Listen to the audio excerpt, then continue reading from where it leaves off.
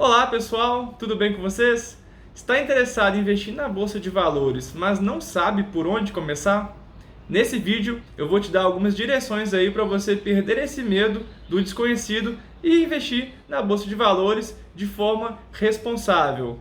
Em primeiro lugar, pessoal, o que vocês precisam ter é uma reserva de emergência. Você não deve colocar todo o seu patrimônio em bolsa de valores, porque bolsa de valores é investimento de renda variável. Então, o seu dinheiro vai variar tanto para cima quanto para baixo. E se você precisar do dinheiro no momento em que a ação tiver oscilado para baixo, você pode tirar aí, às vezes, menos da metade do valor que você colocou. Então, o primeiro passo para investir em ações é ter uma reserva de emergência, geralmente no local de seguro. Já fiz vídeos sobre isso, dá uma conferida aí que eu falo bastante sobre reserva de emergência.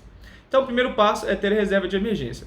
O segundo passo é juntar um dinheiro. Não precisa de ser muito dinheiro para você começar investindo na bolsa de valores. Na verdade, é até recomendável que você comece com um pouco, para você ir se acostumando com as oscilações.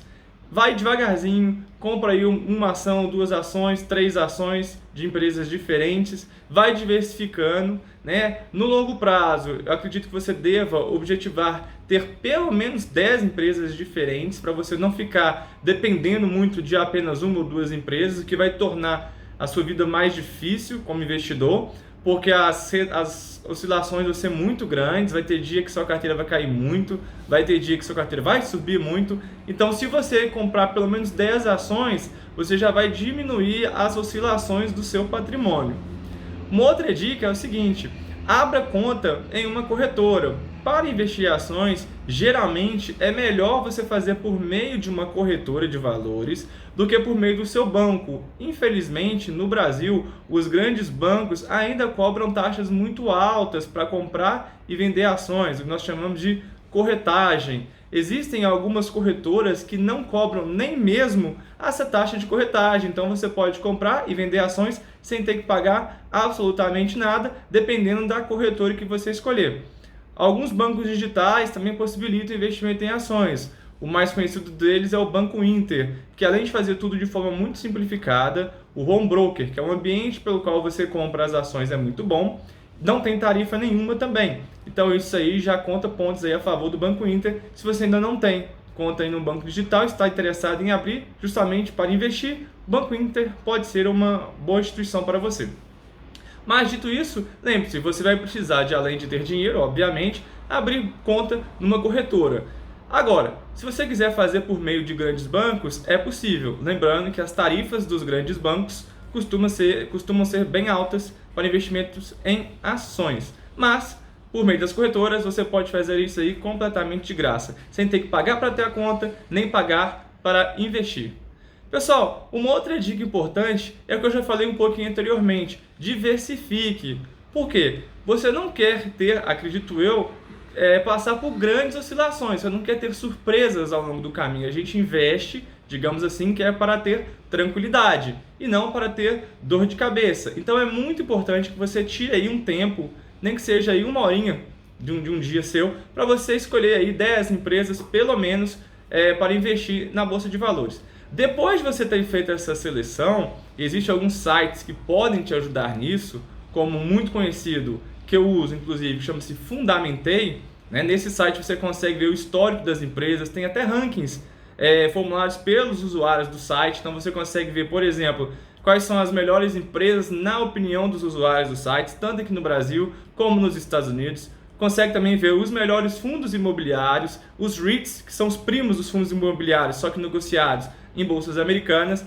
Então, você vai gastar um pouco de tempo para começar a sua carteira, para escolher. Depois que você já tiver escolhido, o investimento no mês é muito simples. Você não vai gastar nem 10 minutos por mês para fazer a compra das suas ações. Então, você precisa tirar um pouco de tempo justamente para você escolher os ativos que você quer. Depois de escolhido, você vai aportando neles, fazendo compras mensais, porque aí você nem mesmo precisa de se preocupar com que preço, qual o preço que você deve pagar por isso. E sobre preço, vai aí uma nova dica. Muitas pessoas, quando começam a investir na Bolsa de Valores, ficam completamente perdidas. Primeiro, que elas não sabem qual ativo comprar, E o segundo, que elas não sabem qual preço pagar. Pessoal, se você não está aportando uma grande quantia de uma só vez, se o seu plano é para fazer investimentos mensais, quando você recebe lá o seu salário, você tira uma parte para investir, se você vai fazer isso por um longo período de tempo, o preço não importa. E por que eu digo isso que o preço não importa? Porque se você faz compras mensais, não importa o preço que você pagou, porque você vai comprar todos os meses. E comprando todos os meses, você vai acabar fazendo um preço médio. Então você nunca vai pagar o melhor preço na ação, mas também não vai pagar aí o pior preço. Você vai fazer um preço médio. Então não precisa se preocupar muito com essa questão de preço. Existem 3 tipos basicamente de ações que você pode ficar em dúvida na hora de iniciar. Você tem as ações ordinárias, as ações preferenciais e as chamadas units, que não são propriamente ações. É um grupo de ações que mesclam as outras duas. Então, dentro de um mesmo pacote, você teria ali ações ordinárias e ações preferenciais. Mas por qual optar? Bom, pessoal, eu, via de regra, quando existe essa possibilidade, eu sempre escolho as ações ordinárias, pelo simples motivo. São as mesmas ações que os donos da empresa, os controladores da empresa possuem. Elas possuem direito a voto. Você não vai comprar necessariamente para ter direito a voto, mas sim para que você tenha a mesma ação que o dono. Existe um mito muito difundido entre os iniciantes de que as ações preferenciais dão preferência sobre o recebimento de dividendos. Isso, pessoal, só se houver um grande problema com a empresa, ela estiver sendo liquidada. Na prática, isso não acontece. As ações ordinárias, as ações preferenciais não costumam ter muita diferença no recebimento de dividendos. Em algumas vezes, como acontece com as ações do Itaú, se você pesquisar YouTube 3 e YouTube 4, as ações pagam exatamente a mesma coisa. Só que a ação YouTube 3, que é ordinária, é mais barata que a ação YouTube 4 preferencial. Dessa forma, faria mais sentido você comprar as ações ordinárias do que as preferenciais. As units eu não gosto muito, elas mesclam tanto ordinárias quanto ações preferenciais dentro de um mesmo pacote, tá? Mas eu sempre dou preferência para as ações ordinárias. Pessoal, não precisa de ficar muito confuso, são muitas empresas que temos aqui no Brasil, né? Comparado com o exterior, comparado com a Bolsa Americana, até que não são tantas, que lá nos Estados Unidos tem uma quantidade enorme, mas ainda tem bastante empresa aqui no Brasil, existem empresas muito boas, que você pode optar aí facilmente por 10. Uma outra dica seria você diversificar, mas não apenas entre empresas, não faz muito sentido você comprar 5, 6 empresas, se você tem uma carteira aí de 10 empresas, comprar 5, 6 empresas de um mesmo setor. Porque se aquele setor passar por dificuldades, você vai ter grandes oscilações, né? Provavelmente sua carteira vai cair muito, porque você concentrou quase todo o seu patrimônio em apenas um setor. Então, interessante seria você diversificar. Por exemplo, comprar uma ação do setor bancário, uma ação de uma empresa geradora de energia elétrica, uma ação de uma empresa que vende roupas, uma ação, por exemplo, de empresas de saúde, enfim. Existe uma infinidade de setores que vocês podem investir, então evitem ficar sempre comprando ações de um mesmo setor, concentrando todo o seu patrimônio dentro daquele mesmo setor. Pessoal, e para finalizar, uma dica importante também é o seguinte: diversifique o seu patrimônio não apenas em ações do Brasil, mas também em ações no exterior, porque você vai fazer uma diversificação de moeda. Para que ficar dependendo de uma economia só, de uma moeda só? Vejam bem, um investidor que comprou as ações, por exemplo, em ações de empresas venezuelanas e mora lá na Venezuela, ele certamente, se ele não investiu também no exterior, ele está muito arrependido. Então, diversificar o seu patrimônio em moeda diferente do seu país pode ser muito interessante. E a dica final, eu não sei se eu falei que a última era a final, mas agora é a final mesmo. Existe uma maneira de você investir sem ter que gastar muito tempo, que é comprando ETFs, são Exchange Traded Funds. São fundos de investimentos que seguem índices, são fundos passivos. Quando você compra um ETF, você não precisa se preocupar na escolha da empresa, porque a sua rentabilidade vai seguir determinado índice. Por exemplo, se você comprar um ETF da Bolsa Brasileira, BOVA11, você vai ter as ações mais negociadas do Brasil.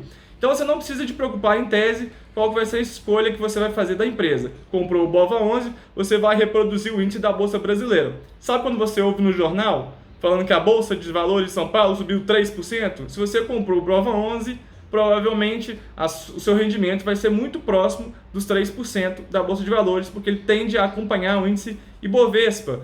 Você também pode comprar aqui no Brasil ETFs que são ligados a investimentos no exterior. Por exemplo, existe aqui no Brasil um ETF que se chama IVVB11. Esse ETF ele replica o índice S&P 500, o S&P 500, que são as 500 empresas de maior valor de mercado nos Estados Unidos. Então, comprando uma cota desse ETF, você está comprando, na verdade, pedacinhos de mais de 500 empresas norte-americanas, entre elas gigantes como Coca-Cola, McDonald's, Facebook, Amazon, dentre outras. E agora até mesmo a Tesla entrou nesse índice. Então, assim, você pode diversificar dessa maneira, se você quiser, comprando um ETF. A desvantagem de comprar o ETF é que, ao contrário das ações, se você vender com lucro menos de R$20.000 no mês, não fazendo day trade, você tem isenção de imposto de renda. Já nos ETFs, você não conta com essa isenção. E um ponto negativo também dos ETFs no Brasil é que eles não distribuem dividendos, ou seja, os dividendos pagos pelas empresas são utilizados pelo próprio fundo para comprar mais ações. Então você não recebe esses dividendos, né? Tudo bem, o valor dele vai ser reinvestido na cota, mas no futuro, quando você precisar vender a cota, você vai ter que pagar imposto de renda sobre o ganho de capital. Pessoal, por hoje é só. Foram aí mais ou menos 11 minutinhos, apenas para tirar algumas dúvidas e fazer com que você tenha confiança suficiente para investir na Bolsa de Valores. Tá passando um avião aqui. Pessoal, um grande abraço. Desculpe pelo meu cabelo, né? Os salões de beleza aqui em Belo Horizonte estão fechados em razão da pandemia, né? O lockdown. Então, se acostumem um pouco com esse meu cabelo meio estranho, mas assim que possível a gente corta. Um grande abraço a todos e até a próxima.